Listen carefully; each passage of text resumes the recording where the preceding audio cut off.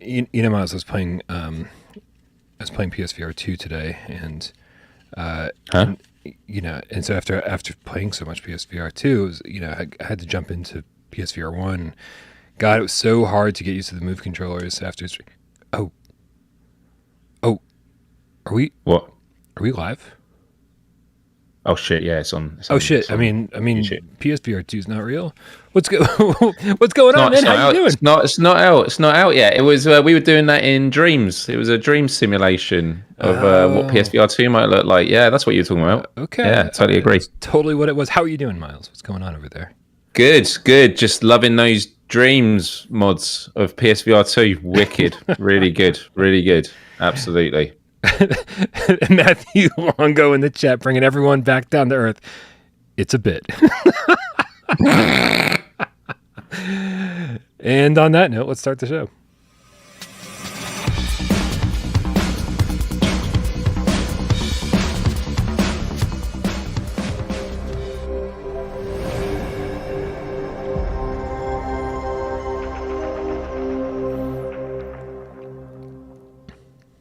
This is PSVR GamesCast Live. We film live every single Monday, Wednesday, and thank God it's Friday right here on PSVR without parole.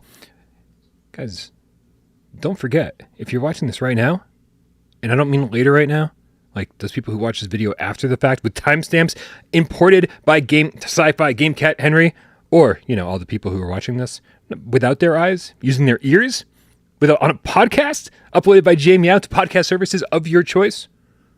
I mean the people who are watching live right now here on YouTube, youtube.com/withoutparolegames. With me, Bryan Paul, from this channel right here, and this gentleman over here, all the way across the pond, it's Miles Dyer from Miles Dyer Official. Yeah. Seems like only yesterday we were together. It's a lot more quiet today. it's way fewer people talking at once. It's craziness. It was very full on and obviously very difficult with different parts of the world and overlapping, but the energy was amazing, and it was an absolute joy to be joined by AJ and Wes, and for such a special occasion that we all enjoyed. And so many Game Cats tuned in. The feedback has been amazing, and yeah, it was a special night to remember for sure. It was. I agree. And so we thank all of you out there who joined us. If you didn't get to watch the show, it is up on YouTube for your viewing pleasure.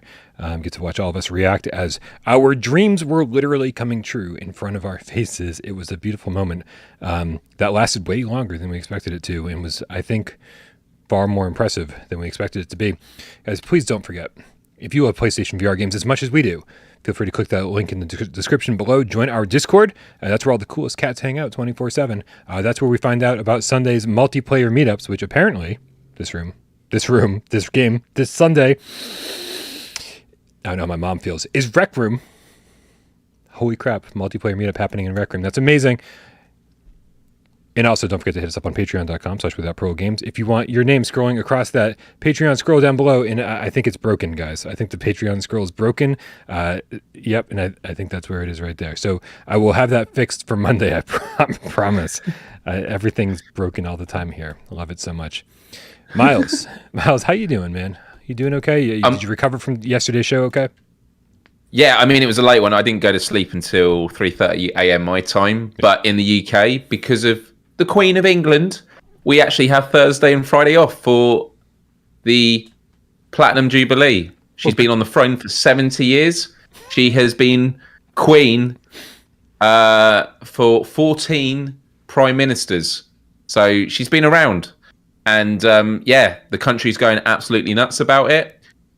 I'm not a fan of the royal family. I wouldn't take it away from people if you want to celebrate. Knock yourself out. That's amazing. I'm happy just, chilling, watching State of Play and getting my energy back. But it's been really, really good. As long as you get the days off, who cares what it's for? Well, that's what I said. I'm a Republican, which in the UK means you don't believe in having a royal family. But if we're having a national holiday for it, yeah, sure, I'll have them. Yeah. And the last thing I want to do is bring politics into this show, especially American politics, which sound wildly different. America. America. Fuck yeah. Sounds wildly different than what you guys do over there in the UK. But one day, man, like when you have time, I'd love to sit down and actually learn about like what politics are actually like over there, because over here it's chaos, just fucking chaos.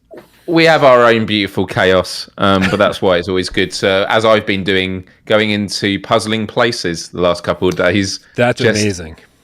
It's been, honestly, I kid you not, it's been a wonderful way to relax and chill. It's such a zen game.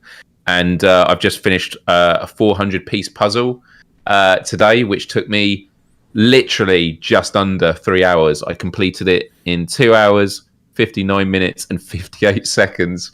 Wow. And it was just the first one. And really, really enjoyed the game. Whether I'm going to enjoy another 400-piece puzzle, I'm yet to find out. But yeah, no, that's been a lot of fun.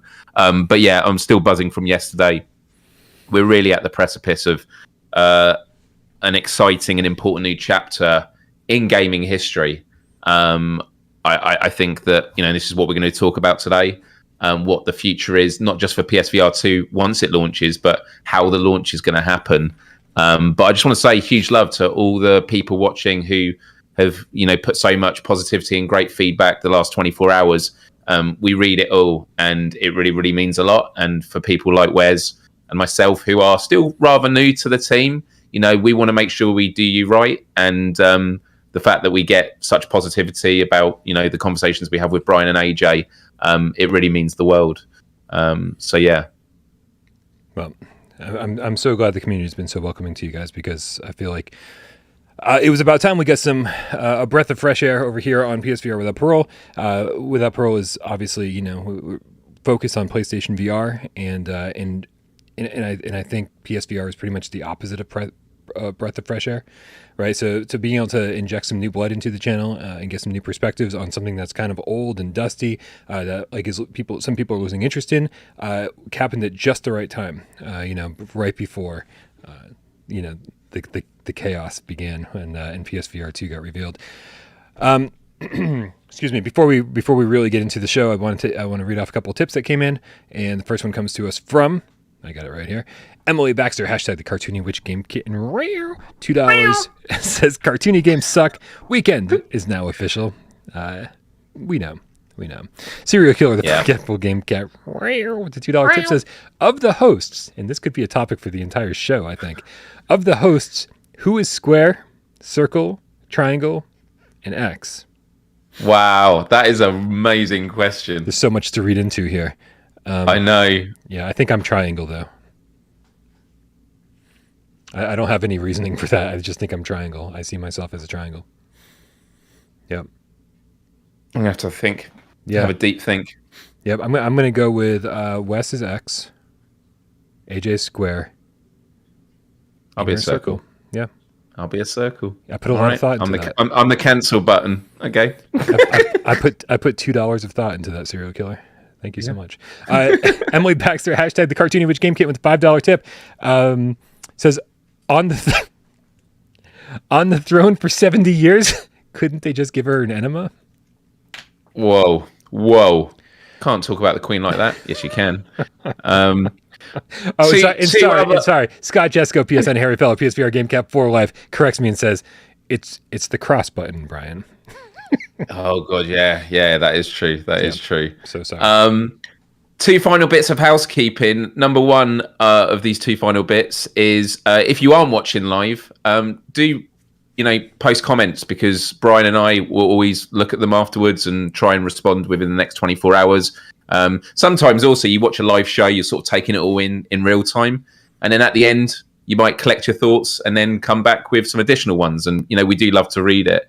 And secondly, this is what always happens every week, and it does happen a lot, because yesterday we had like 1 in 10 people hit the like button out of like 7.8 thousand people that tuned in, which was just remarkable, considering a lot of those will be new people that hadn't tuned in before.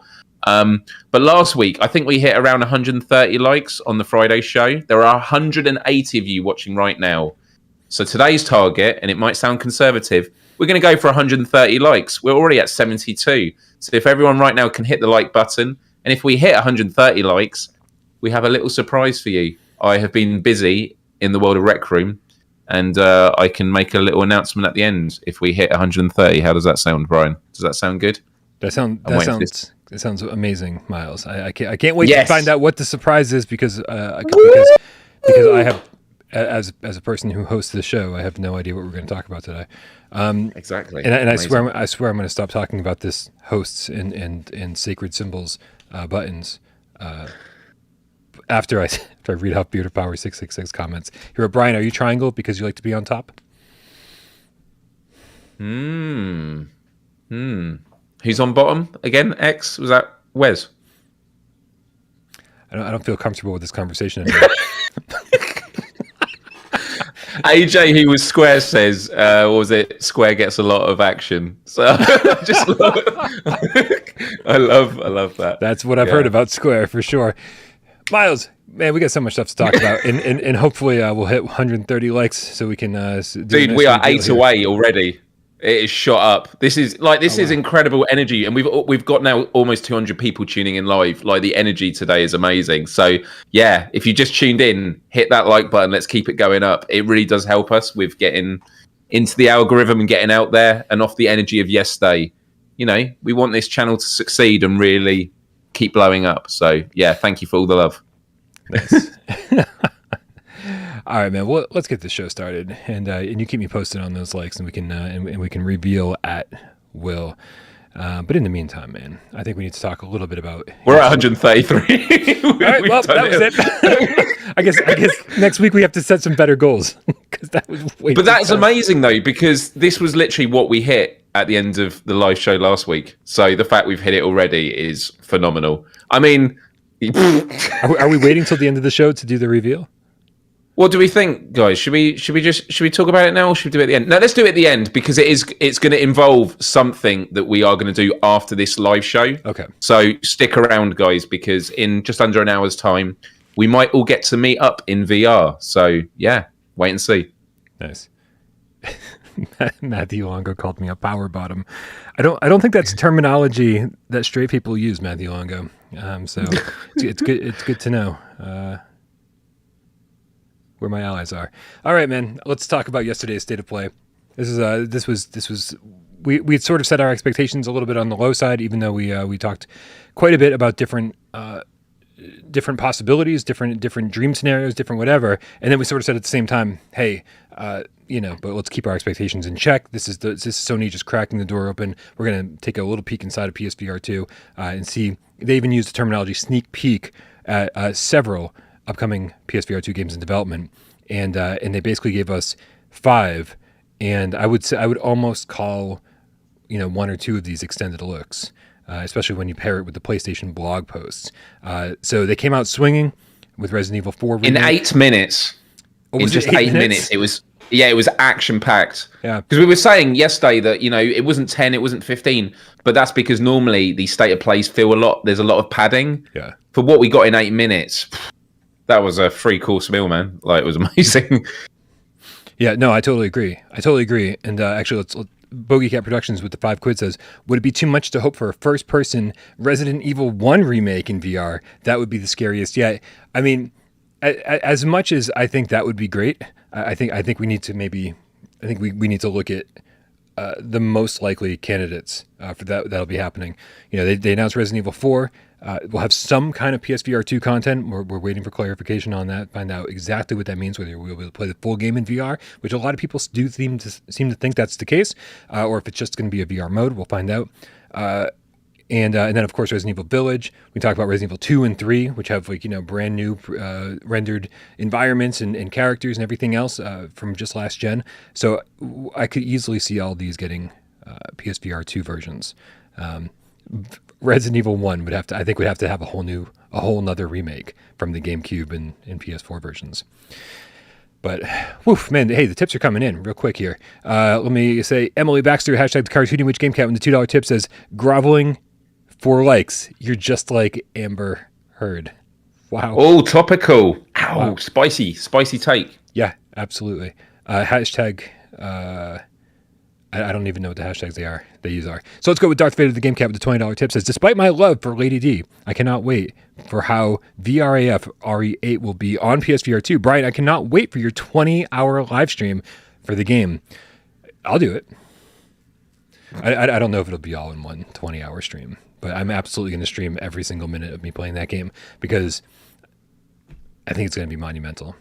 It's going to be amazing. It still hasn't sunk in that I'm going to be able to play it in VR. Like, it's even though we saw it, it looked amazing. It's just like, oh man, it's going to be just incredible. Going through the cornfields in VR. Oh man, dude, it's going to be so good. It's seeing Call of the Mountain yesterday and seeing Village really were, it did feel like, am I dreaming? Like, am I going to wake up and be like, oh man, this is just what I wanted? I didn't, this isn't, because we very seldom in life get what we ask for or get what we want. And so when we're watching this presentation, and not only was PlayStation VR the forefront, the focus of the show for the first 8 minutes, they were games that we really, really wanted to play in VR too. So it almost felt surreal. I know that you and I were talking before the show that like we were just trying to process it. Like we weren't even reacting as if it was real. We were just kind of like dumbfounded, staring at the screen. So we were trying to do a live reaction show, and you and I weren't even reacting. We're just like, right? It's too much to process. It's craziness. Yeah. And there's been a lot of conversation, and this is sort of getting to the next part of this show, which is, we look at the state of play and what they did, and I was, satisfied with what we got. I don't think we spoke about what were we disappointed by, about expectations, and we agreed that there were different types of expectations. So expectations of how much they were going to show in terms of length. Okay, we came under that. It was 8 minutes. Expectations in terms of the amount of titles. Yeah, we probably would have liked to have seen one or two more, although I was very happy with it. But expectations in terms of the depth of the quality of games we were seeing, that was, far superior. But one thing I definitely got wrong in terms of my own expectations of positioning for Sony was in terms of, what was the objective of yesterday's state of play? Because we've always been talking about the fact that us watching right now, all the GameCats watching, you and I, Bryan, we are PSVR, owners. We are going to be getting PSVR2. And I've not been feeling the hype for PSVR2, only the expectation and like excitement of like, when are they going to tell us? When are we going to finally get our hands on it? But yesterday really filled me up with a sense of excitement now that there was something tangible to look forward to, which was really, really great. But yesterday's state of play, and I think as we start, you're going to have examples of like some of the feedback in some of the other streams, is there was a lot of, negativity and people that didn't really dig it. I was expecting that, Sony's objective was going to be, forget the PSVR owners, they're already on our side. Yep. We need to now reach further afield. But I think I miscalled that, because clearly what I feel yesterday's state of play was energize the base. We first, before we even reach out far and wide, we need to actually engage with those that have been, PSVR supporters up to now. This is what you can expect. You enjoyed RE7? Here you go. You like Horizon Forbidden West? Here's a VR version of that game. And I do think that they achieved that, in my opinion. Looking at a lot of the top, journalists from other channels, Jonathan Thornbush from IGN and that, they were all saying, like, is this the... I think this might be the best state of play we've ever seen. And that's really, really good. And without jumping too far ahead, because we'll get to this later in the conversation, I think it does come to the other thing that I've always said, which is the next stage, which will be the September event, is when they will then take it up another notch with more first party titles, the hybrid, and doing the thing that you and I dream about, Bryan, of look at all these new games, and it's going to be available in VR. Right.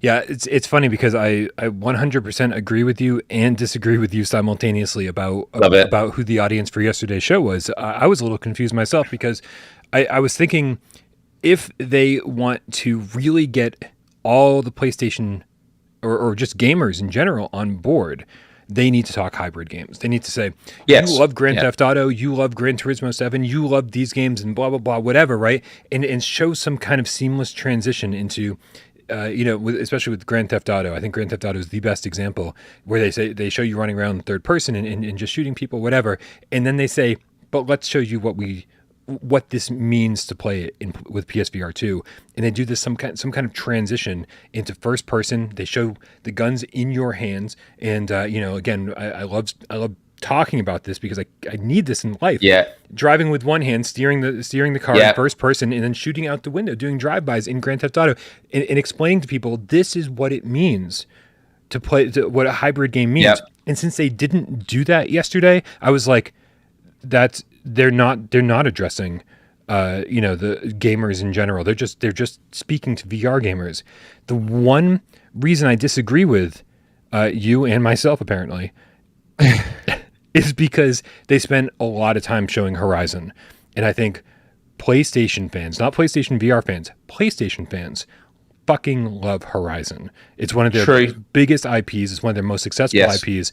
And the fact that they spent so much time, and the fact that they're committing to a first-party IP and bringing not a hybrid game, an exclusive game. You have to buy a PlayStation VR2 headset if you want to play this game. I think that's like the first step into talking to the larger audience, is saying, hey, Horizon fans, if you want to play this, there's only one way to do it, and you need to buy our headset. Okay, so to bounce back on that, I completely agree with you. And it is like, do you know what? I feel like the Horizon thing, even though it was like 1/4 of everything we saw, is like the anomaly, because it's also, that was a first-party game, and I believe first-party titles are going to be in this September thing. Yeah. So I do think the Horizon is a great example. So yeah, no, I totally accept that completely. Nathy in the chat just wrote, isn't Res 8 a hybrid title? It is. But what I'm thinking about for September is, I think there's going to be new reveals. Like when I think of hybrid, I think of like new games that have been built with VR from the get-go. Which again, you could argue RE8 was done that way. So yeah, look, there's no clear cut between what has happened yesterday and what the future is. Like I think there is some overlap. But in terms of the overall strategy yesterday, I think it was to reinvigorate the base before then going further. And I think that will only happen. I think, yes, Horizon will achieve that, but I think it's with additional games because, and we're going to jump a lot with this conversation here. And I know that you want to jump in with something, Brian, but the last thing I'd say on this is that when we hear Jim Ryan talking about 20 major PSVR2 launch titles, I would not be surprised if more than half of them were hybrid VR games on PS5 games that have already come out, or are upgrades from PS4 games like No Man's Sky. But you know what? Because the hardware is going to be so amazing, I'm going to be totally happy with that. I think that's really, really exciting. But I think we've still got more to come. GT7 being an obvious one.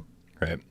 Yeah, the only thing I wanted to clarify is that I do actually think that Village is probably a very good example of a hybrid game, but but without showing it the way that I kind of described and actually get somebody on stage. So I think they need to start using terminology like hybrid games, and because the PlayStation blog I think did a great job of explaining the difference between Resident Evil Village on a flat screen and the Resident Evil Village when you play on PSVR 2. The PlayStation blog post went into some details that I would expect to see in a stage presentation, being like, you have this in one hand, you have this in the other hand, and blah, blah, blah, and this is how it works, and you pick things up instead of clicking buttons, and it just, they explained it really well, but to not have that explanation as part of the state of play is sort of where I was at, because I do think of it as a hybrid game, but I don't think they sort of went far enough to explain to people what that means. The blog post was great. I think the blog post explained exactly what I wanted to see in the state of play. And I hope hopefully somebody on a stage will start saying these things, because no one reads the blog posts.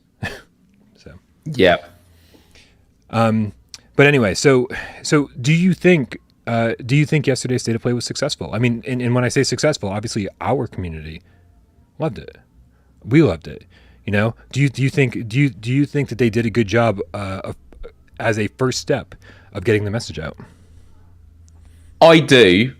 This idea that they could have done more, of course they could have always done more, and there are going to be people that still aren't completely happy. But look, let's just go with the fact that we think PSVR 2 isn't going to be coming out until Q1 2023. We've got 6 months.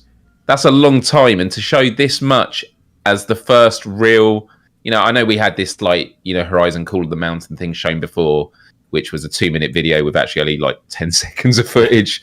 But this was the first starting pistol, in my opinion, and I think there's just going to be so much more to show as we approach the launch of it. So yeah, for me, I thought it was fantastic, and the fact that as a state of play overall, including all the flat screen stuff, I loved it all. Even the indie games that perhaps I'm not going to play, but it felt great, because I was mentioning yesterday that normally when you're expecting some big reveals and they're showing all this indie stuff from the beginning, you're not appreciating it because you're like, okay, yeah, but I want what are the big games? The fact they came out of the gate with an RE4, and by the way, let's not forget, RE4 has already been announced in VR for Oculus, or now it's called Meta.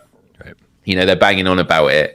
Like, whatever the deal was with Capcom, they probably haven't broken the deal with Meta, because they're like, no, you do have exclusive rights, for example, to that version of RE4, right. But we just went off behind your back with PlayStation and remade a phenomenally beautiful, well, I say beautiful, gory looking, next gen version of RE4, and they're going to get their own VR version, potentially. We don't know what the exact details are, but I thought that was quite interesting as well, which makes me also curious to know what's going to happen with the Ghostbusters game with End Dreams. Yeah.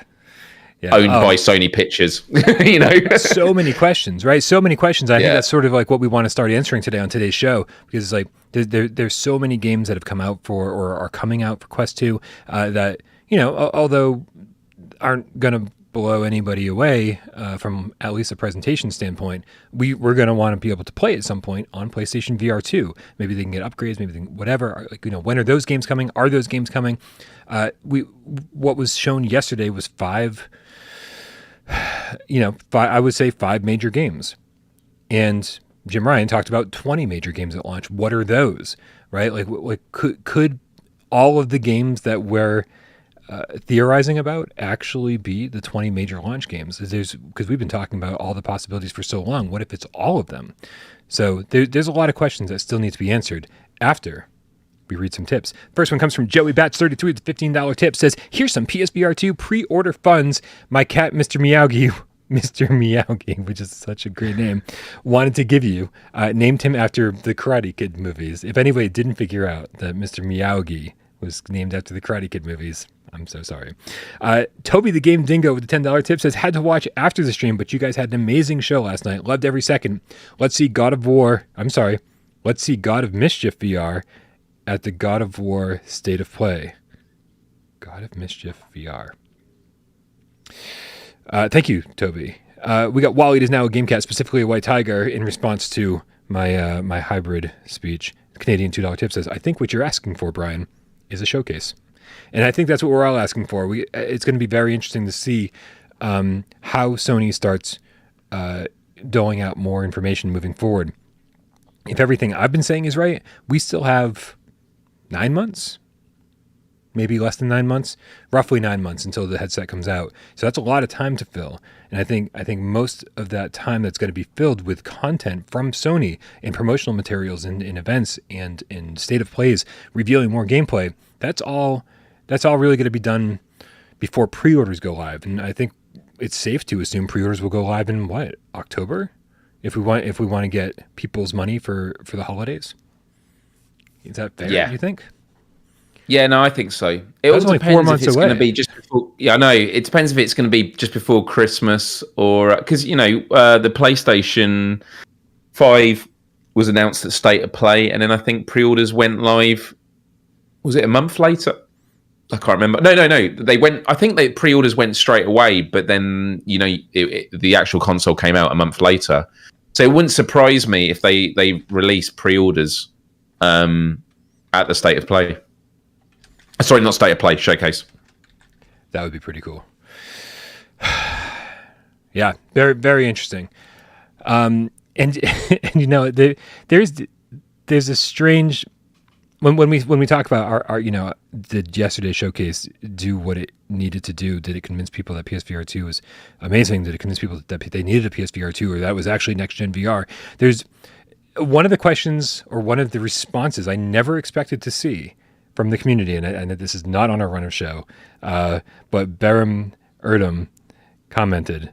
He said, "What's your opinion on the floating hands syndrome?" Have you seen all these comments? There's been so many comments about people going, "Oh man, I'm so sick of floating hands in VR. Like why PSVR2 can't render arms?" Yeah, it's like they want full body IK. Do you have a stance on floating hands in VR games?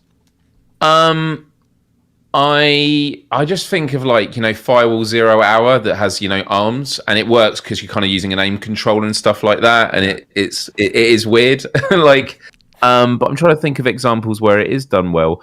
I like the floating hands because it simplifies until they have arm tracking, like I think it's fine. I think floating hands are fine. I understand, but it's not like a massive deal. Yeah. For anyone who says it kills the immersion, that's where I sort of go, really? That's the thing that pulls you out of the game. I don't think about it. What my problem is that we haven't seen arms done terribly well very frequently. Sometimes it works and it works great, but when it doesn't work, it really pulls you out of the immersion. Sirens on my end. Like sometimes I played games where my shoulders are like here, right? And my arms are coming like out of my... And so when they screw it up, when it's not perfect, because everyone has a different body structure, right? So I think it's way harder and it's way easier to kill the immersion if you accidentally screw up the IK. So for those reasons, I'd much rather have floating hands than some weird arms that don't look like my arms or arms that are coming out of shoulders where my shoulders aren't. That's the only reason I prefer it, because I've seen it screwed up too many times. Yeah, I think of Creed fighting with boxing, and everyone comes up to the boxing ring like this. T-Rex boxing, it's so good. But yeah, I think in a weird way, it's like Navi again in the chat. Another great point was saying that people that it just shows that VR is reaching the mainstream gamers who've never tried VR before, because it makes sense. Oh, floating hands, yeah, that's going to kill immersion. But it's like, but when you're in it, it would actually kill immersion more if you actually saw what the arms look like until they're actually tracked, So yeah. It's a funny one. We get a tip from Professor Lilith, the $5 tip, says, thanks to Miles Dyer and Serial Killer taking up the slack. This week's Sunday multiplayer is Rec Room. Play a great underrated game this Sunday at 2 p.m. Eastern. Guys, don't forget, if you want to join in the multiplayer, Sunday multiplayer meetups, just join our Discord server. Click the link in the description below. Totally free to join, and that's where all these things get organized. That way, you'll be able to know where to be, how to get there, who to party up with, whatever the deal is. So very curious to see what you guys are going to play in Rec Room, because there's just so many cool things to play in there. Some of those quests are amazing. I love the quests. So yeah, Rec Room is a game that I've always loved, but there's one component of it which I know puts people off, which is screaming kids telling you to go F yourself. So who are you going for, Brian? What's that? Tornado. I was asking who you were going for. Tornado you got chase the elastic band. Like she'll stare at me until I shoot it across the room, and so that's what she was doing. She was sitting right off camera and like just bugging the shit out of me with an elastic band, waiting for me to shoot it. And then she goes darting across the room. She knocks everything over in her path. Like everything that's in the way is just on the floor now. And now she's already back wanting me to shoot it again. I also want to say to Professor Lilith, just another fine example of great community members. Like whether you're just people that watch the live show or you engage in Discord or support on Patreon, you're all different pieces of the puzzle of like the community that fuels this. And yeah, we just love you for it. So like, thank you for week on, week out, just constantly rallying the game cats of what to do for Sunday games. I definitely should be more involved in it. It's at a good time even for people who are in Europe. So yeah, appreciate that. So yeah, in terms of state of play, Brian, I mean, looking ahead about what the next steps need to be, there are still a lot of overarching questions, right? There's questions about like what other titles are going to be for launch. It's also about, what the price is, even what the launch date is going to be. I thought we'd get a sense of the launch window yesterday. And although there is things you can look into with, particular announcements with games like Saints and Sinners. Yeah. Yeah. 2023. Yep. Yeah. But a lot of people didn't get all the details on that one, and they saw 2022 because there was a PlayStation 5 or PSVR2 logo or something on those lines on the same page as 2022, and so everybody immediately was like, "It must be coming out. PSVR2 must be coming out in 2022," and then we find out that the PSVR2 version is coming out in 2023, which I think tells us everything we need to know. Yeah. No, for sure. But pricing, and it's not just even the pricing for the headset. We were talking again yesterday about like what can we see as the pricing for VR games, and I think that there is going to become this closing of the gap between VR games and full games, just because the hybrid thing for sure, but also just the quality of the VR games are getting to a point now where, and I do feel sorry for a lot of the indie developers that have been the fuel for PSVR. But the truth is, there is going to be a lot of big hitters coming into the space as well.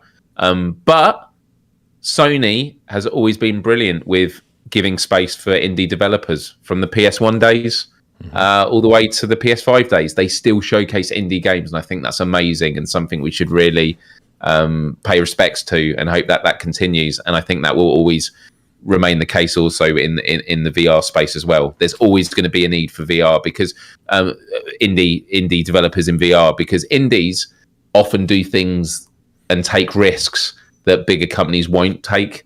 And I think that the sort of the quirky new mechanics and ideas, like Stanley's Parable, for example, a game that I would love to experience in VR, like that is something that could have only have come really from an indie developer. I'm really excited to see what else comes from the indie community and small dev community for PSVR2. Yeah, I mean, if there's any indie developers out there that saw yesterday's showcase and were like, "Oh shit! Like, how the fuck are we going to compete next gen? Like, things look beautiful." I think the easy answer is like, if you're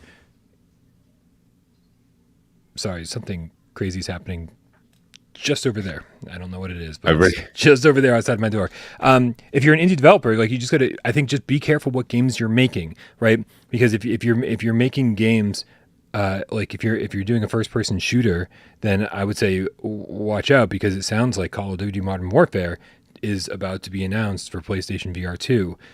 And so if that's the case, it's like, whoa, you might not be able to compete in that space, but there are plenty of other genres. There's plenty of other games that aren't being addressed. I'd say, like, maybe go for some genre or give that genre a unique spin that the AAA devs aren't going to be looking at. Do something that fans have been asking for, but they haven't been getting. That's how Alvo snuck in when Firewall was the king of the hill, and still kind of king of the hill, but it's but Alvo was able to deliver on game modes that Firewall wasn't, and deliver the fast-paced action that Firewall wasn't. And so I think that's sort of the way forward for indies, is like, yeah, maybe you won't be able to compete on a graphical level, but or maybe even like length of game or whatever, but there are indies have always been known for innovation, and I think as long as the innovative indies will continue to thrive. Whereas, while right alongside the AAA PSVR2 developers. And I think that's really important, because we survived on indie games last gen, right? It was like 19 out of 20 games that we played were very indie, like, then we had some single A and occasional AAA stuff speckled in, but they were few and far between. And so we're going to need indies. We're going to need indies this time around too, just for different reasons, just for innovation, not for something to play, just for innovation. I've just sent you a link, Bryan, in Discord of a short 1-minute video. I don't know if you're able to download it and put it on screen. If it's not possible, don't worry about it. But there was a game called Bright Memory. And the reason I bring this up is, for anyone that's not seen this trailer before, I mean, the game is out now. I don't know actually how well received it was. But when we're talking about indie developers, we live at a time now where the gap between AAA companies and what indies can do is closing. And it's not closing in a way that AAAs are getting worse. It's the quality of games that can be produced by individuals is amazing. And so the reason I bring up Bright Memory, which was done for Xbox, when this footage came out, this was created by an indie team of one person created this entire title, and it looks absolutely phenomenal. And when we look at what Unreal is doing with the Unreal 5 engine and all the tools they're giving, there's I think they say, don't they? I don't want to be misquoted or misquote what the reality was, but I think they say something along the lines of that if you use Unreal 5, the first $1 million that you make on a game, it might be less than that, you don't have to pay any like fee to Unreal 5 on, and then afterwards you do. So they're really trying to bring people into the fold and say, get creative. You know, you look at what people have been able to do in Dreams, you know, even on Rec Room, all of these like game engines within games. We are living in exciting times where individuals who do have the time and the imagination can create absolutely brilliant things. So Bright Memory Infinite is just something I do remember from, I think it was about a year ago, and there was this like 1 minute video that is just looks phenomenal. And when you find out it was designed by one person, it's crazy. It's just, which you can see on screen now with the rain effects and the water. And there's a bit where he drives in a car, like, oh, someone's just mentioned in the chat. So $100,000 limit. So, you know, that's a really great way of, you know, and when you think of like indie developers, like a single person, $100,000 is a lot, you know, and it's not to say that, you know, people should become indie developers, obviously working in teams and that. But it is just an exciting time. The fact that individual people with an idea, and I always think about Ana Ribeiro, who founded or worked on Pixel Ripped. You know, her story is incredibly inspiring, which was, you know, she worked in a job in legal in Brazil, and one night had a dream about this game of this female protagonist. And what did she do? She quit a job. She came to England, studied game development, and in the 2 years developed this game, which then went on to win awards. And it's like the fact that there are people in this world that have that opportunity with, you know, game engines and you know, being able to teach yourself on YouTube tutorials and things like that. I think the future is incredibly bright. We don't just have to rely on AAAs, and actually the pressure and the brilliance of indie developers and small dev communities puts the pressure on AAAs to up their game as well. So yeah, just really, really exciting. And it doesn't just have to be now with flat screen games, as we see with Dreams having VR functionality. And when we see AJ saying, have you seen this, that this person's made and this person's made, it never ceases to amaze me. Agreed. Miles, before we have to change the name of the show and I go in and have to edit the thumbnail because we didn't cover the topic that we set out to cover, which is always the case. Welcome to PSVR GamesCast Live, everybody. This is just kind of how it goes. We definitely have loosened our rein on the set topics that we have planned, and if we're going down a path, we just kind of go down that path. And you guys can certainly alter that path sometimes, just like Mark Pringlesleaf did with a 5 quid tip. Since I feel like games with an already established character, the VR game should be a completely separate game, like they've done with Horizon. I like that. And I think that actually worked well, even with Resident Evil 7, which wasn't, you know, specifically a VR game, but they really gave the main character like not a ton of personality and not a lot of lines to say and things that like just weren't.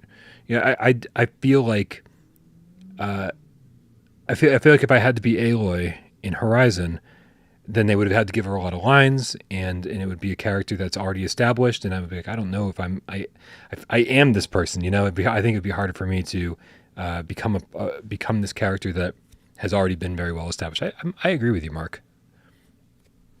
And I've now been corrected on the correction. It is $1 million for the Unreal thing, so I was right. I'm glad. I'm glad that's taken care of. We also get Grizzly Bear King with the $10 tip. Says, can you explain the floaty hands in VR? Why games insist on having it? It slightly takes out the immersion. Why not whole arms? I'm sure there's a reason. I just don't know it. Thanks for all you do. I mean, I'm just going to go with, I think it's really difficult to figure out where people's shoulders are, and very frequently the IK doesn't quite work. Even in games where it should be perfect, there's no way in hell it's perfect for everybody, right? For a lot of people, they've got to go with some kind of average and say, well, most people are about this size. And then somebody who's really small plays the game and goes, what? This doesn't work for me at all. My arms are way out here when my real arms are way in here, and vice versa. I think IK has still a long way to go. I don't know if you've got anything to add on that, Miles. Why we? No, that's absolutely right. And also, if your dog's playing, their arms are as long as their legs, so you got to take that into consideration as well. I knew you were going to have a valid viewpoint on this.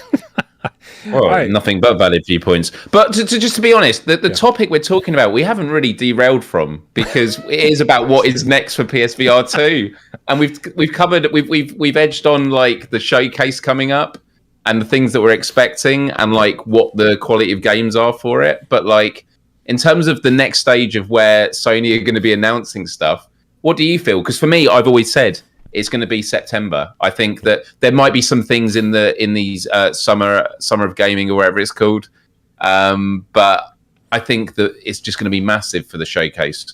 They're going to show lots of great first-party titles. They're going to say, and these are available in VR, and here is the hardware. This is what it can do. They're going to do like actual demonstrations, maybe not with someone actually wearing it, but like talking through a game, saying this is what you can feel when you're playing the game. Yeah. And I think you're spot on with September. I think September is the time to reveal the price, the release date, and say pre-orders are live right now.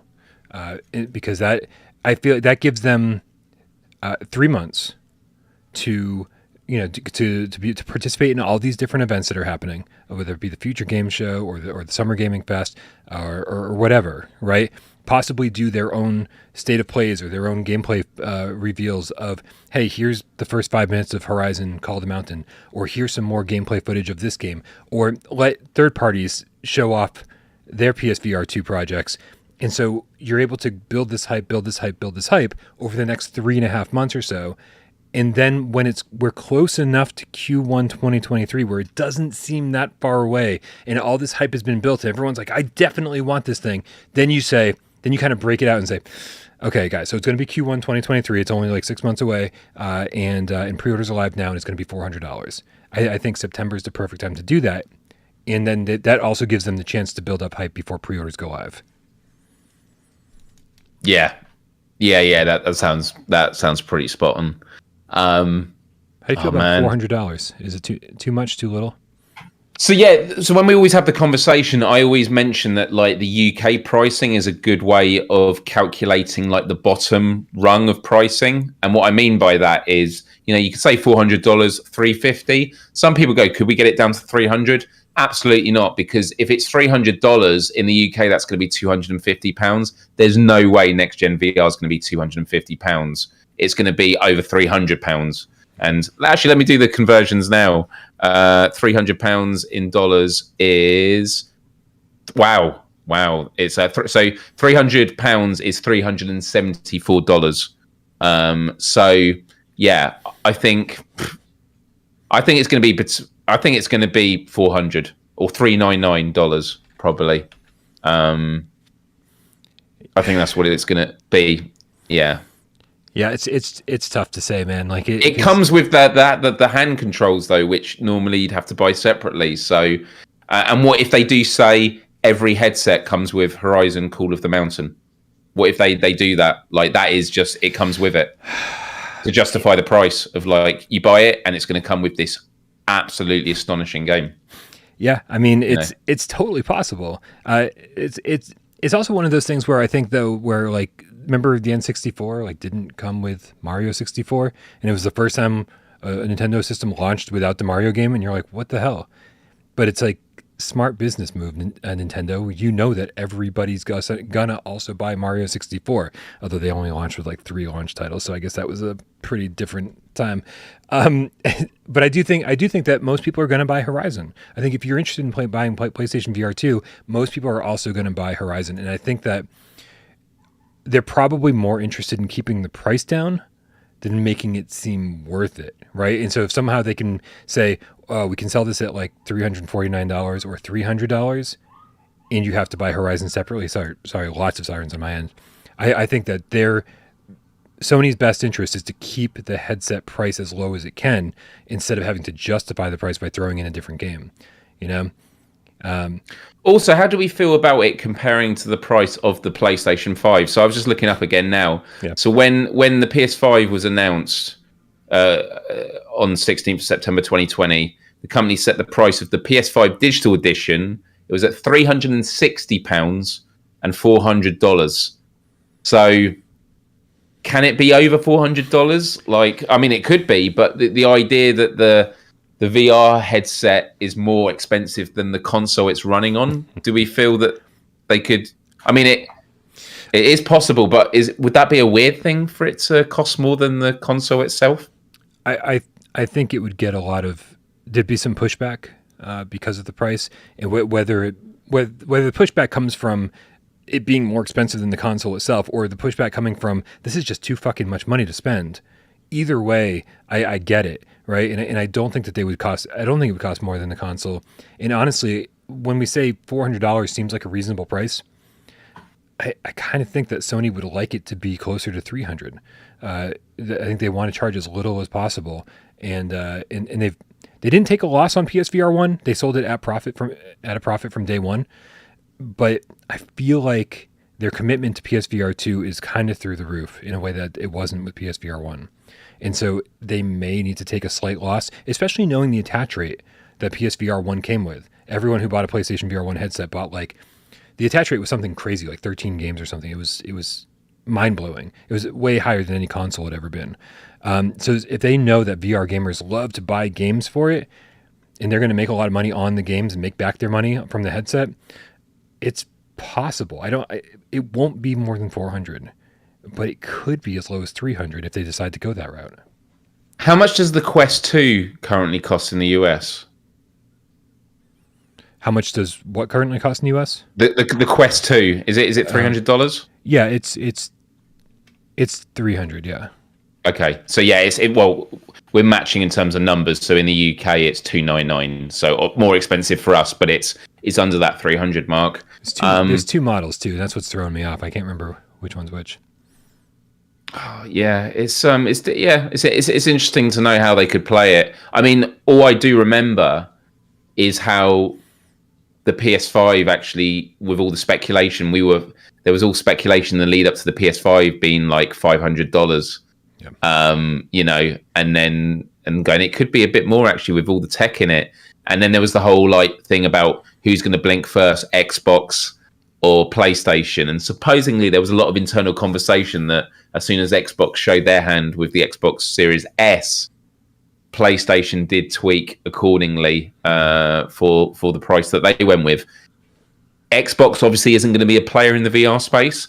Do we think that the Quest 2 is going to be a factor for Sony? Are they going to look at that $299 the Quest 3 thing and say, "Oh yeah, is a Quest 3 actually been? It hasn't been announced yet." No, but you've got to figure that. You've got to figure. No, there will be, but it won't be out. But it won't be out at Q1 of next year. Could they turn it around that quick? I don't know. I don't know. Lots of questions. And Cambria doesn't seem to be the answer. So whether it be a Quest 2 Pro or Quest 3, that for actual gamers, because Cambria doesn't seem to be focused on games, that may play into it. But at the same time, like we talked about at the beginning of the show, I don't think Sony cares too much about the current VR user base.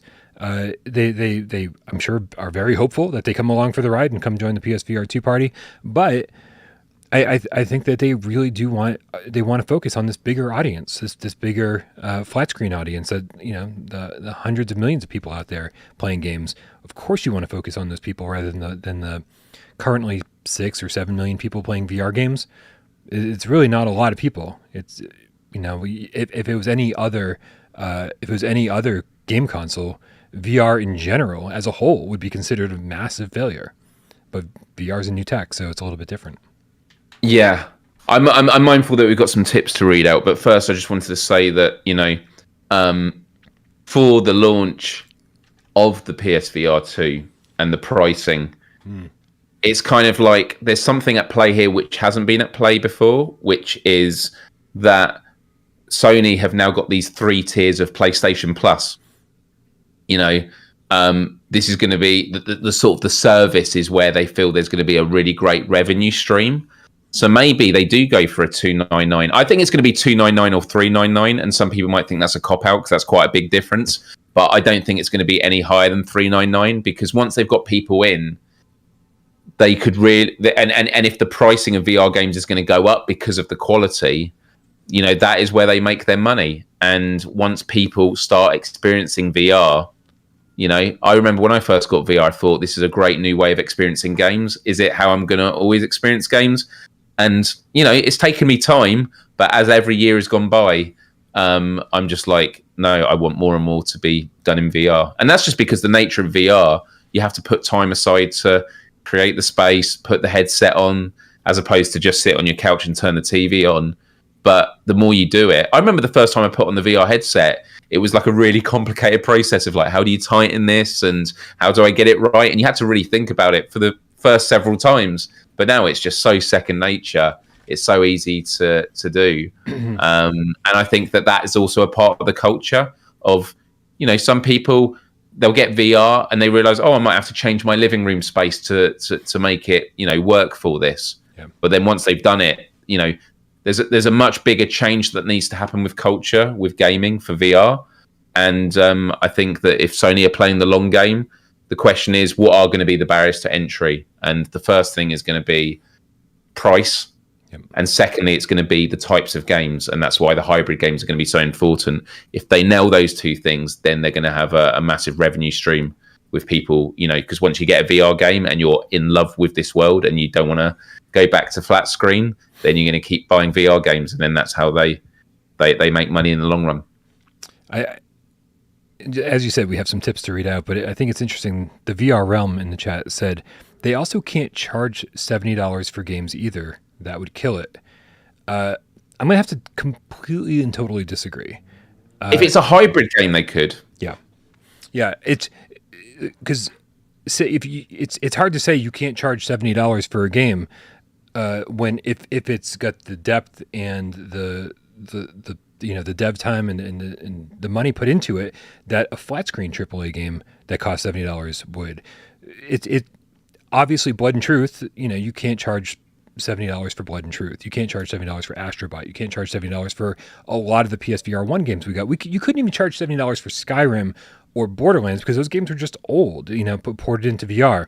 So I 100% agree that you can't charge $70 for every PSVR2 game. But if it's a new game built from the ground up for VR that has the depth and scale and scope and money put into it as a true $70 flat screen game, yeah, you can, and you better, right? Because you're going to sell a lot fewer copies of that game on PlayStation VR than you would have on a flat screen. And so you need to make your money back somehow.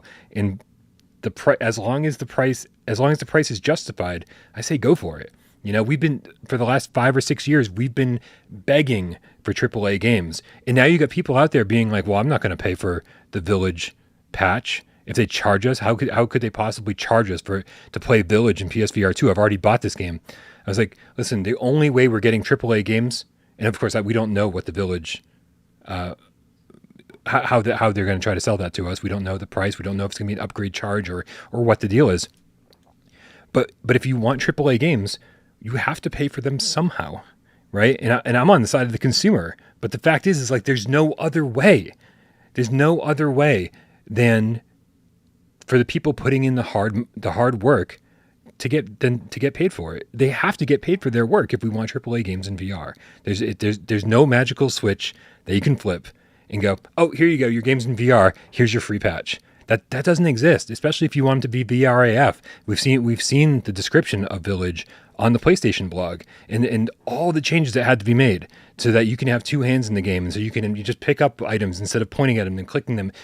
They really designed this in a different way than the flat screen game, and we're gonna have to pay for that somehow. Hopefully it's not expensive. Hopefully it is just a VR upgrade patch for $10 or $20 or something, but we have to pay for it somehow. So. You did get me thinking as you were talking there, and then Mark Pringlesleaf in the chat said something which I was going to answer, which was he mentioned for pricing, do you think a hybrid game will cost more than just a standard flat screen game as well as just a standard VR game? Because, for example, Horizon Forbidden West, when it came out, I could be wrong, but let's say £70. Or let's do Returnal, £70 on launch, okay, just as a flat screen game. Now, it's different, I think, if Returnal now gets a VR version that gets added on later down the line. But let's just say Returnal hasn't come out yet and they've got a VR component. Do we think that Returnal flat screen is 70 and the VR is 90? Or do we think that VR... Because the other thing I was going to say was, once upon a time, the idea of a game, a campaign, also having a multiplayer component was an extra cost. Because that's a whole other mechanic you got to work out. You got to design new levels. You got to have the infrastructure, the servers. So games would are you going to charge extra for a multiplayer, a game that has multiplayer on top of single player? No, actually, because having multiplayer keeps players sticking around, and it's gonna be a marketing tool that gets more people to buy the game because they're like, hey, do you want to come play FIFA with me, or Call of Duty? Maybe VR is going to have a very similar thing, that it's kind of, there's no one's going to go above £70, but there's going to be a point where, as games are developed, and again, the thing I bring up again and again about this hybrid games is not just about the idea of we're having games that are here and that they're going to be in VR. Hybrid games is also Sony's approach to going to developers and saying, you've created this flat screen game. We have the infrastructure and engineer support that can make a VR port easily with the PlayStation 5, so minimal cost, and it's still going to cost something, but it's going to be minimal, and it now opens you up to a whole nother audience. And people that experience games in VR have a closer emotional attachment to your games because of the nature of the medium. Like, that is a reason that you should do it. Like, that's a reason why you should have multiplayer, because it gets people to stick around playing with their friends. So that's sort of my answer to that question, which is, I don't think it will increase the price. Yeah. I think we are going to get to a point where VR becomes a necessity like multiplayer did for games that were once only single player. Yeah, I agree. I really do hope that developers explore the pricing structure of their games. I really hope that, there's going to be a lot of experimenting, I'm assuming off the bat, where sirens on my end. There's we need to get you the t-shirt. Jesus, it's crazy, dude. I feel like they're coming for me. It's I hope they explore the pricing structure. I hope that we figure out something soon that's sort of, whether if your game is a $10 or $20 or $30 game on the flat screen, and then they go in and they make it a hybrid game, then it's a $10 upcharge to get the VR patch. For games that are $60, $70, maybe it's a $15 or $20, whatever. And then at least you have the option being like, oh man, $90 for no, that's ridiculous. You wait, the core game goes on sale for $40. The patch goes on sale for $10. But hopefully we are able to explore these options and figure out,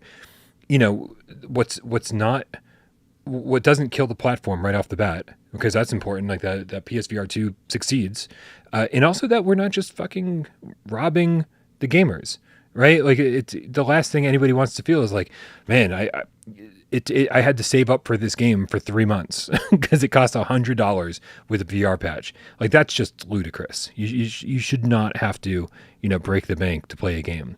I know gaming's an expensive hobby, but there's got to be some middle ground, and hopefully developers will be fair about how much extra work it took them and charge appropriately, because the last thing we want is $90 VR games. Yeah, and it was mentioned in the chat how, $70 games today are functionally cheaper than $50 games in 2000. But the thing is, the landscape of gaming is different. Once upon a time, it's the same with movies. You would have, these are the only movies that are out right now to see. Same with games. We have so much selection now, and there is so much competition and so many different experiences. And VR, in my opinion, is more of a medium where you tend to dip and dive into, like, when I play flat screen games, there tends to be just one flat screen game I play a lot. When it comes to VR, it's because you're in it. do I want a game that's more sitting down? Is there one, because it's more physically involved? I find it's one that you sort of dip and dive out of. And I think that those considerations do mean that, yes, gaming is arguably cheaper now, but so is the tech that is used to make these games. So is the distribution outlets. So much is done digitally now. It's not to take away from the fact that, yes, developers should be working for a fair wage. There shouldn't be crunch and all this sort of stuff. But I do think it's not. It's comparing apples and oranges, I think, with the time span. It's true, and I do think that, as you brought up, there's so many options that the industry will have to regulate itself, because if you don't price your game accordingly, if you don't make it attractive enough to purchase, no one's going to buy it, right? No matter how much hype is behind it, you're like, wow, you're going to really limit your sales. And of course, for the games that don't have enough hype behind them, that really want to attract your attention, they're going to have to come in at a lower price point. So I think it will self-regulate. I don't think we're about to get into a situation where everything's out of control. I think it'll be fine. I hope it'll be fine, because otherwise we're in big trouble. But again, developers want you to buy their games. They want you to buy the PSVR2 upgrades, whatever it is. So hopefully it'll be reasonable. And Miles, speaking of reasonable, we've got so many tips to read off that are, I know, and a lot of them are likely to spawn a couple conversations. So let's go through these tips. Awesome. And thank you so much for the tips, everyone. It really helps the channel. You're amazing. Yeah, I mean, when I say that you're literally keeping the channel alive, you're literally keeping the channel alive, and I appreciate each and every one of you. Wally is now a GameCat, specifically White Tiger, with a Canadian $2 tip, says, "Can you, if you can, please do a deep dive on yesterday's trailers?" Okay, so we're at the end of the show, and that would be a whole nother show, which I'm more than willing to do if I can find a co-host who wants to sit there and analyze every single trailer with me. But I'm going to do my best to, rather than just rehashing everything on PSVR this week, just give you everything you need, point out some things that maybe we didn't see before, and show off some things in the trailers, and go to the PlayStation blog and really give you guys the descriptions, so it's all together in one place. So hopefully that'll do the trick. But if it's not enough and you really want me and some of the co-hosts to hang out and do a super deep dive on the trailers, let me know, and I'm more than happy to do that. John Tatum with the $5 tip says, "I think we're going $399 US. Undead Citadel on PSVR 2. Keeping the dream alive, man. I love that. Ariane with the 35 cubic Zirconias, and Miles, if you want to jump in at any point, just stop me. Says, "Do you think Beat Saber will come to PSVR 2? What is your best guess for when Sony will talk about PSVR 2 again? And do you think it'll be a dedicated event?" Wow, he crammed a lot of questions in. Okay, Beat Saber, PSVR 2? Absolutely. Can I just say about Beat Saber, I've never played it on anything other than PSVR, so to play it with proper tracking, I hear, is going to be a massive shock for me. I think I might actually be an even better player because I've had to mitigate all the drift you get. Although what I will say is, at a work event I've got coming up, we're having a launch party for this this online conference we're doing, and we're going to have a VR booth, and one of the games is going to be Beat Saber, and I'm pretty sure it's going to be on the Quest. So that'll be my first experience of feeling it with proper tracking. So I'm really excited for that with PSVR 2. It's definitely coming across. It's got to be. That's just a game that is kind of ubiquitous, right? It belongs on every VR platform. I don't like playing Beat Saber with Quest controllers. They feel light and flippy, and the sabers feel really small. It's something, I think everything's scaled strangely on the Quest. Everyone says the Move controllers are still the best shaped controllers because they feel like lightsabers, and unfortunately we're going to lose that with the Sense controllers. The Move controllers have a good weight to them. It really does feel like you're holding these lightsaber hilts, which is just perfect. And the last part of his question was, do you think it'll be when's your best guess for when Sony will talk about PSVR 2 again? And do you think it'll be a dedicated event? Miles, I think Summer Games Fest, is that your guess? I actually don't think there's going to be PSVR 2 stuff at Summer Games Fest. I think we're going to they like open the door this much, and then they're going to shut it again for how long? It's not that I think they're going to shut it. Look, there might be a game that's shown, but like in terms of like Sony giving announcements themselves, I don't think we're going to see anything until the showcase. I think that the window that is open now is for this God of War. I think that's going to be, the Summer Games Fest big thing. They want to get God of War out there, and then I think we're going to move towards a showcase. I mean, September, I hate to say this, is going to be here in no time. But yeah, I don't think we're going to be getting much until then.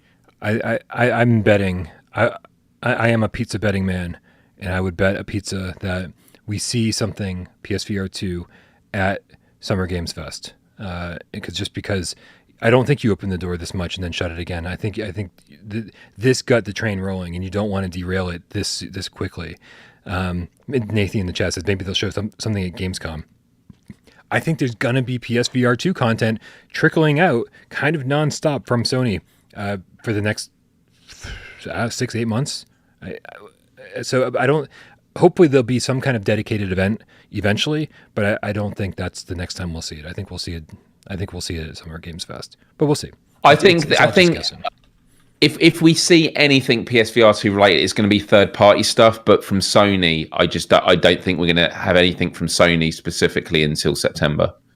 All the big first-party stuff we're expecting, like GT7, I think that's all going to be until September. Interesting. We shall see. I can't wait we to shall find out. see. TCMF. I hope I'm wrong. Official. I wonder what TCMF. Anyway, TCMF Games Official with the Canadian $7 tip says, do you see something happening before the September showcase for PSVR2? I think we just answered that question. And obviously this tip was left a long time ago, so you didn't know that we were going to. And so Miles says no. I say yes. Donatello the Scientist Game Cat with the $5 tip says, do you guys believe Quest 2 users will switch to PSVR 2? Oh, such a loaded question, Donnie, and live on the show. I assume having a PS5 will be a big factor. Miles, why don't you answer this question first so I can get my thoughts in order? I've seen a lot of conversations with people that are massive Quest users who've said actually PSVR 2 could be the actual first proper VR gaming system. Yeah. And that they can't wait to jump onto PSVR 2. I think it's going to be a massive... Sony knows this. I think this is going to be a massive leaping point for a lot of gamers. I think there are Quest users out there who it wouldn't matter what PSVR 2 was doing. Wouldn't matter how amazing yesterday's showcase was or not was. Yesterday we could have seen 200 PlayStation VR 2 games and all be AAA and all like just fucking knock your socks off. And there are Quest users out there who would refuse to acknowledge that this is important and that this is big in the VR world. And so that's always going to be a thing, and I think that's when you start using the term fanboy, right? When you're just like, well, this a fanboy is like just not going to see both sides of the argument. And so no, not all Quest 2 users are going to jump over to PSVR 2. But I do think that if you're enthusiastic about VR and you love VR and you can't wait to see the first generational leap forward, that we haven't had one in 6 years, then you're very excited about this. And so obviously a lot of people who jump ship to Quest 2 waiting for PlayStation VR 2, because for a very long time, Sony said nothing about PSVR 2. We didn't even know it was coming. They wouldn't confirm anything. And so a lot of people get sick of Sony silence and jump ship and say, well, I'm going to go play these games over here on Quest 2 because that's the popular thing right now. I think a lot of those people will be coming back. I think a lot of those people will be saying PSVR 2 looks amazing and I love VR, so obviously I'm going to get it. Why not? How has Sony been successful with its consoles? It's by having top-tier exclusive games on their platform that they've developed and invested in themselves. Games. That's exactly what's going to happen with PSVR 2 with the hybrid stuff. If their first-party studios, Naughty Dog, Guerrilla Games, Santa Monica Studios, all start doing VR games, how are people not going to... I think there's a lot of Quest users that are just more casual VR people, and that's totally cool. Like, they want to just put it on, play a bit of Beat Saber, and that's it. Maybe VR chat. But actual gamers, PC gamers, they will jump across. Our third host of the day, Nathy, in the chat. We swear it's not just because it's you, Nathy, although we do love you.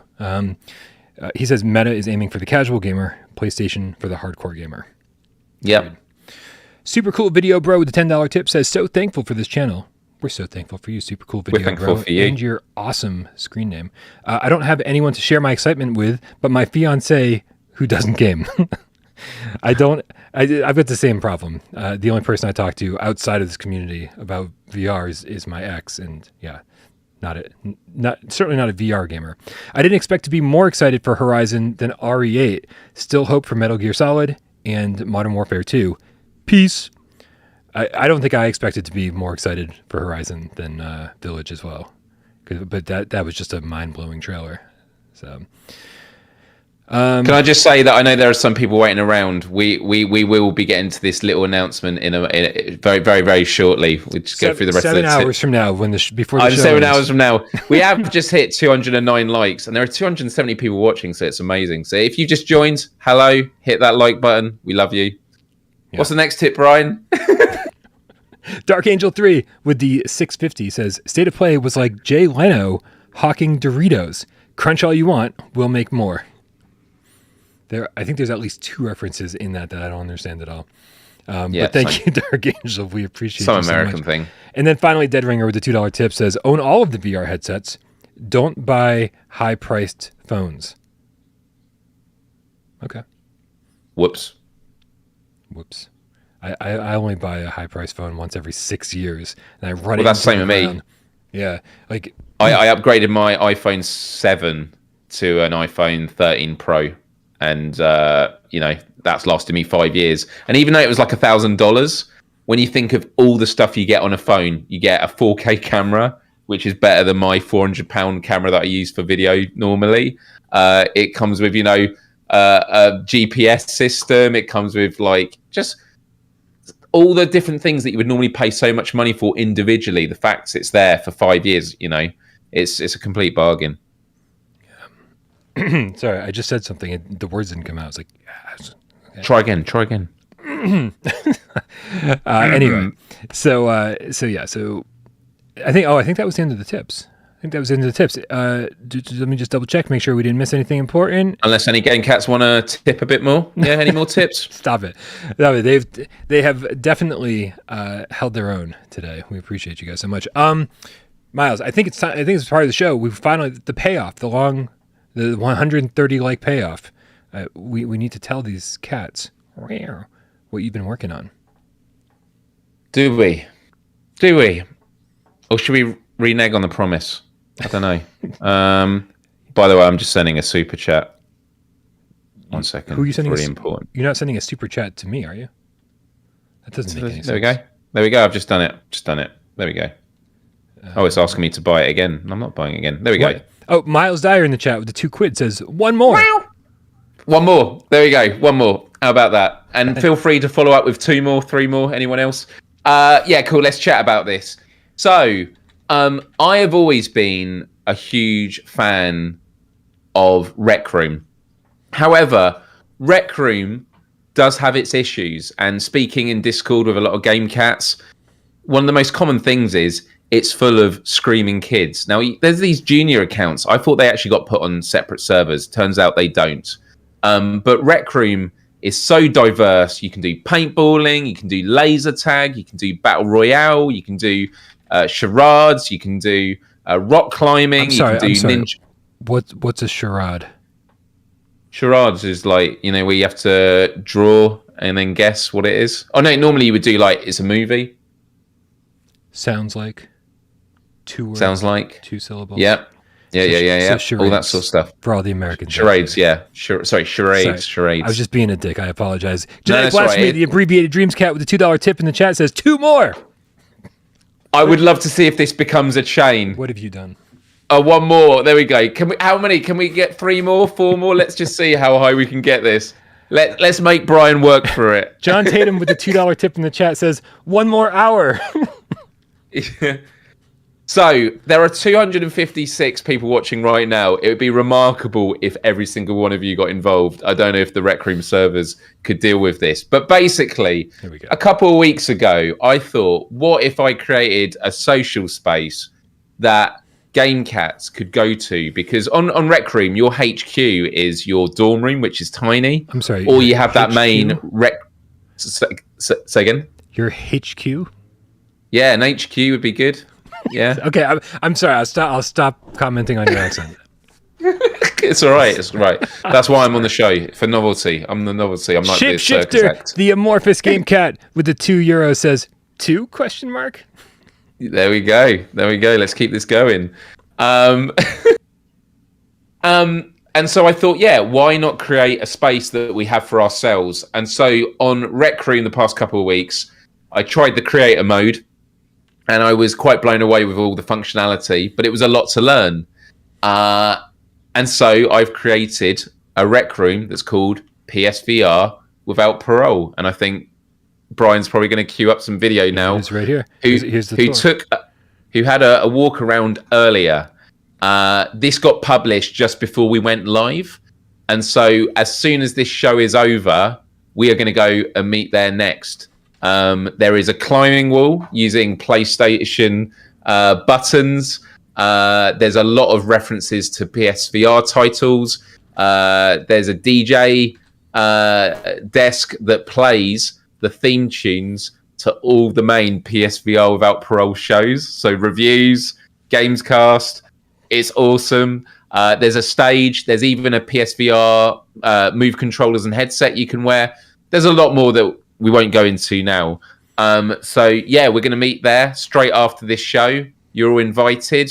If you're wondering how to join it, the best way is just searching PSVR without parole, or searching my username on Rec Room and subscribing, which is just Miles Dyer, MYLESDYER.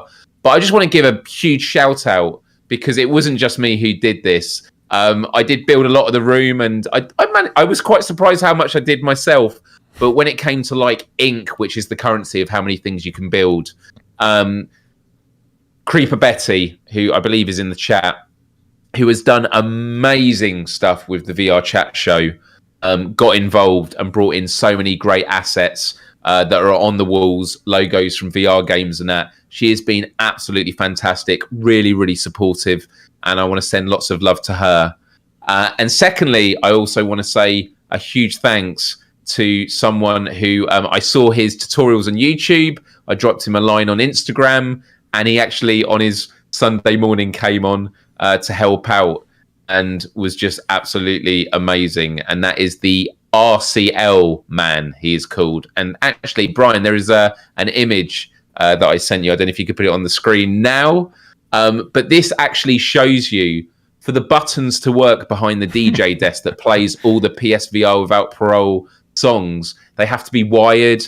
It has to be triggered so that when you play one song, it stops the other. All that wiring you can see on that photo is phenomenal, and he just did it. He actually got up 7 a.m. I think he's based in South Carolina on a Sunday morning. He didn't really know me, but I explained what we were trying to do. And that kind of community is just incredible, that people are willing to help out. So, yeah, if you normally don't enjoy the noisy screaming kicks of Rec Room, enjoy the high-pitched screaming world of Miles and Bryan. As soon as this show is over, we're going to log on and we'll just chat, hang out, dance to music. And then I found some really cool games that we can go into private servers for to enjoy ourselves. So, yeah, if you've never played Rec Room before, download it. It's free. And I think it is an underrated game, which might be a controversial thing to say. But I think that it's very easy to overlook free games. But the diversity of things you can do in Rec Room is phenomenal. Bryan, what are your thoughts on Rec Room? And obviously your experience earlier today. I mean, okay, so I agree with you. Rec Room is underrated by adults, I think, right? Because it's super easy to be turned off and be like, oh my God, there's so many kids, I can't handle this. And so, learning how to do, learning how to sort of mitigate that is a process all in itself. And then finding a community that you want to hang out with there is different. So I'm with you. In Rec Room I have not appreciated it the way that I should, because they are constantly doing updates. The last time I really jumped in was for Rec Rally, which I was like, I had a blast with, but then that was it. Like, that was the only time I played Rec Room, probably that year, and because I hadn't spent a lot of time with it since.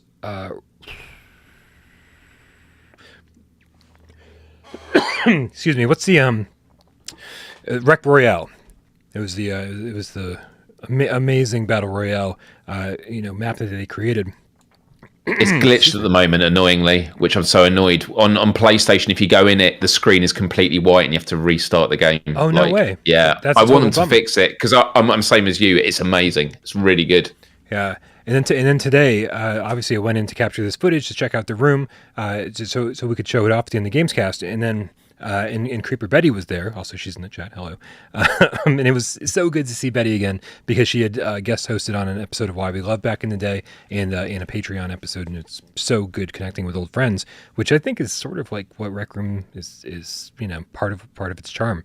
Be like, oh, I can go hang out with my friend who I haven't seen in a long time. But then Betty took us on a tour of some of the things that she had done. You'd already seen it, but I hadn't seen these because she does the scenery for the VR chat show, and so we saw what they had created for, or she leads the team on this, so a lot of it comes from her. What she had created for Song in the Smoke, what she had created for Wanderer, Saints and Sinners, and just kind of mind blowing the sort of stuff you can create in Rec Room. I mean, Wanderer specifically. If you guys can get Betty to take you on a tour and show you, if you've ever played Wanderer, especially if you've beaten it and seen most of the locations, it's just mind blowing. There were so many locations that, like I told Betty,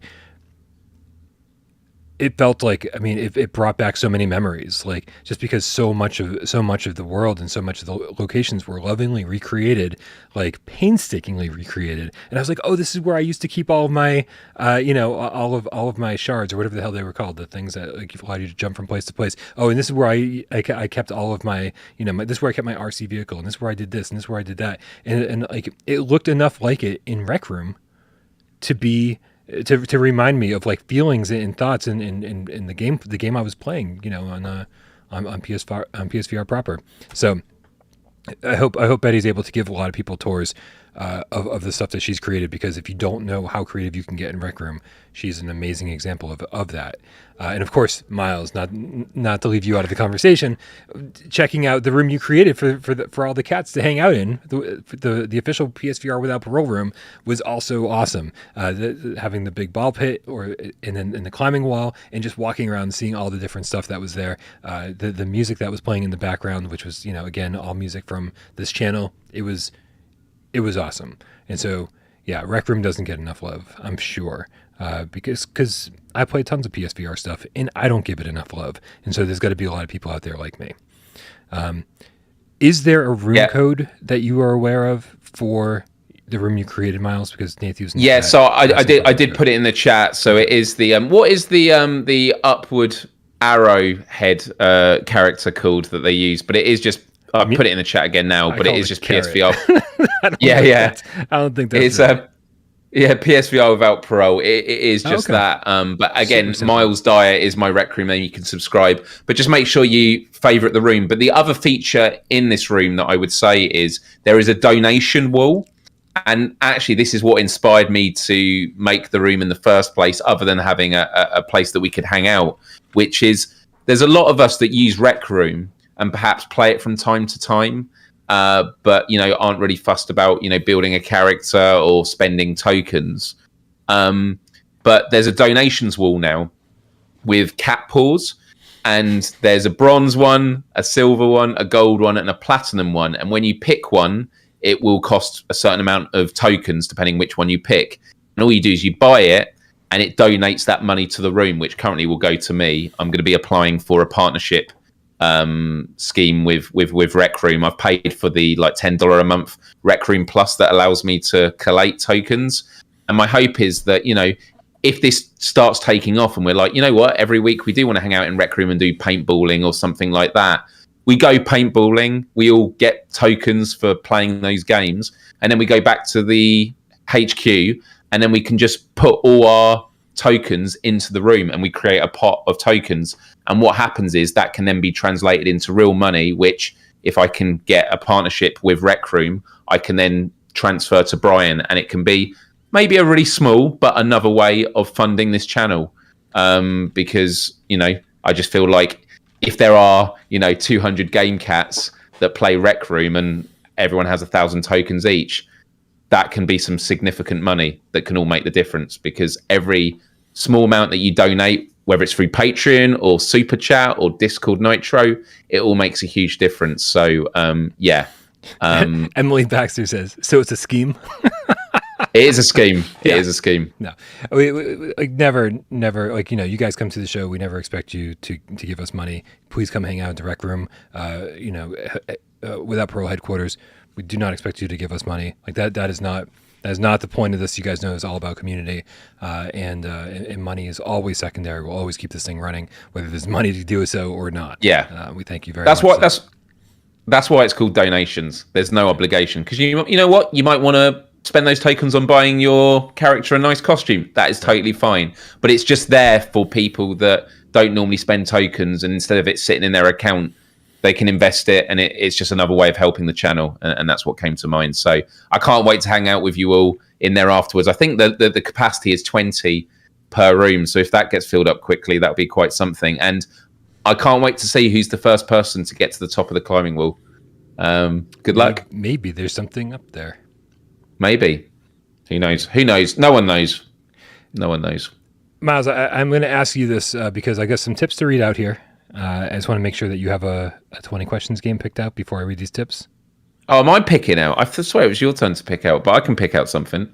Is it my turn? It turn? is your turn, but I can pick something out. All right. Well, this will be good. If you pick out a game, and then I can funnel I'm going to funnel the questions from the chat, and we're going to give them 6 minutes. Unlimited questions to guess it. We'll see how that goes. Looper the Underground Game Cat with the €5 says 5 more. Emily Baxter, the Cartoony Witch Game Kitten with the $2 tip says, is the weekend over now? No more. Mark Pringles Leaf with the 2 quid says, keeping this going.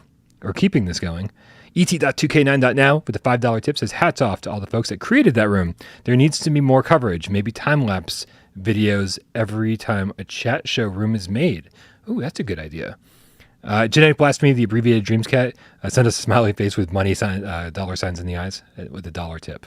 And I think that gets us caught up. Miles, have you chosen a game? I have. I think. Yeah. All right, let's go with this one. Here's how this works, okay? I'm gonna read off your questions. You've only got 6 minutes to get it right. Work together. If you ask repeat questions, we're just wasting everybody's time. And yeah, I will avoid the questions like is it on sale, that kind of thing, because we don't want people just like going down the sale list and answering with every single question or every single game that's possibly on sale, right? So,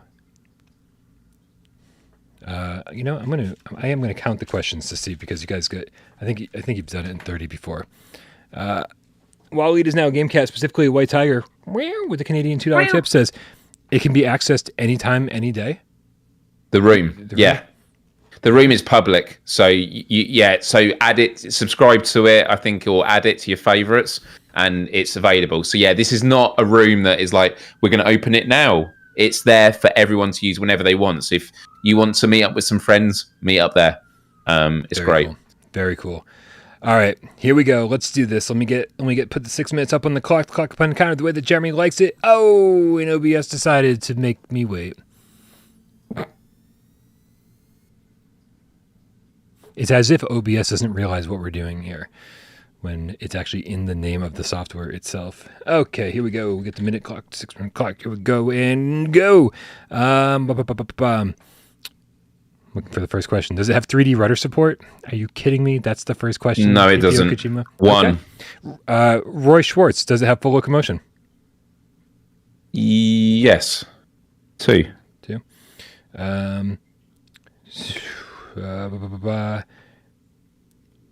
Roy Schwartz asks, is it first person? Yes. 3. Is it the Guy VR? No. 4. Okay. This is why we can't have nice things. Does it have good physics? Asked et.2k9 now. Define good physics. Accurate. Like, is there gravity? Yeah, I'll say that. I'll say there's decent physics. Right, that's 5. Fine. All right. Do you control a vehicle, RC or otherwise, as time to play? I mean, yeah. At some points you can, yeah. Okay. Mark Pringle's 6. Is it a puzzle game? No, but there can be puzzle elements. Okay. Is it based on a popular IP? No. Okay. That's 8. Is it a horror game? Asked Serial Killer. No, it's not. But there can be horror elements in it. Ian Marsh, I'm not asking that question because that's exactly the kind of thing that we don't want to do here. Does it begin with an A? No, we're not answering that. God damn, my everything's scrolling too fast. Can you fly in the game? Asked Dan Kiefer. You can in moments. Okay. Yeah. 10. 10. Is it cartoony? Asked PPO. Yeah, I'd say it's cartoony. That's 11. Is there magic? Asked AS65. Magic, as in like you can use magical powers. Let's go with that. Yeah. Again, not exclusively, but there are moments that you could perhaps use magical powers. Yeah. Okay. That's 12. Baron says, "Is it big budget?" Oh man, what I don't even know how to answer that. Is it an indie game? Would you consider it an indie game? No. I think a lot of money has gone behind this game. That's what I'll say. Okay. All yours history says, "Is it shit?" I don't think so, but some people think it's shit. So, Okay. 14. Braxbro says, 15. Are there falling blocks? Are there what? Falling blocks, like Tetris would have falling blocks. No. Okay. Did it come out in the 15. first 2 years of PSVR 1's lifespan? So that would be October 2016 to October 2018. Yes. Okay. 16. Is it sci-fi? Asked Looper the Game Cat. It's not sci-fi, but there might be sci-fi elements. Okay. Does it have a story? Asked Looper. No. Do you shoot? Asks AS65. You can shoot in it, yes. Okay. 19. Genetic Blasphemy asks, has it ever been in a top 20 list? Like a place without parole? I know that's a tough one if you don't have them all memorized. I don't. If it had, it'd have been many years ago. But if it helps, because that's a shit answer, it would be in my top 20. Nice. That's 19. John Tatum says, does it have aim support? It doesn't, and I'm going to give you one more question because I'm not going to accept the rudder one. Okay. As a question. It does have aim support, you said? It doesn't have aim support. Does not. Is it a launch title? Ask Braxbro.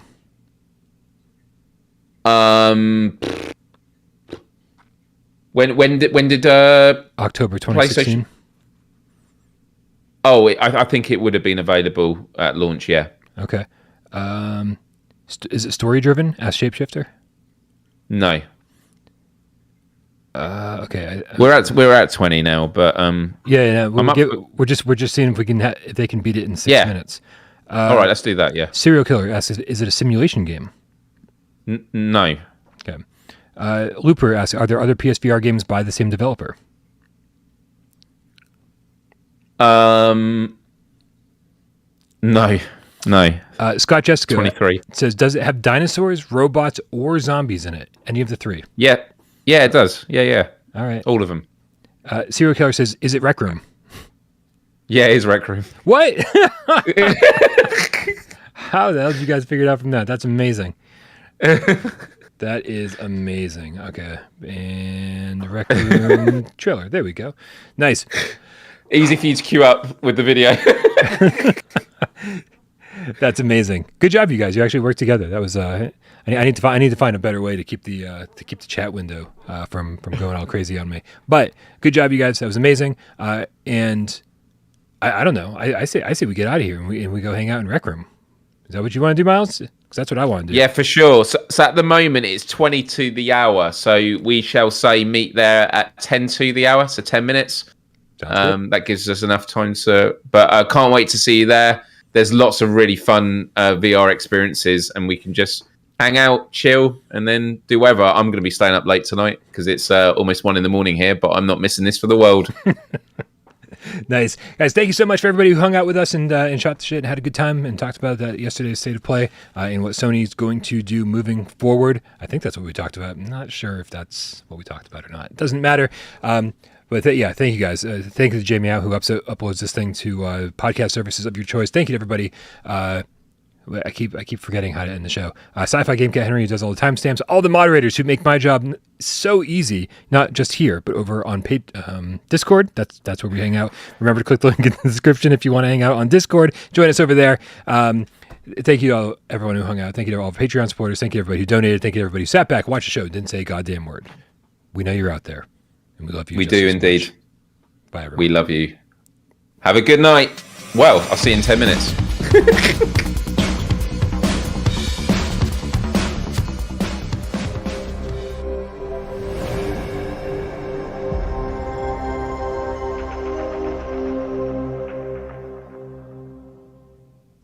I see now. I see. Serial Killer says that you kept saying you could do those things. You could do those things, and so that's how we got Rec Room so quickly. That makes sense.